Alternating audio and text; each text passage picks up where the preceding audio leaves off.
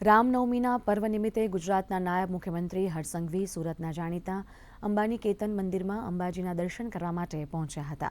હર્ષ સંઘવીએ મા અંબાના ચરણોમાં શીશ ઝુકાવી તેમનું પૂજન કર્યું હતું। ત્યારબાદ તેમણે જણાવ્યું હતું કે આઠમ અને રામનવમી પર્વે લોકો મોટી સંખ્યામાં દર્શન કરી રહ્યા છે, ત્યારે તમામ લોકોને શુભેચ્છા આપું છું। તમામ રામ ભક્તોની મનોકામના પૂર્ણ થાય તેવી પ્રાર્થના પણ કરું છું।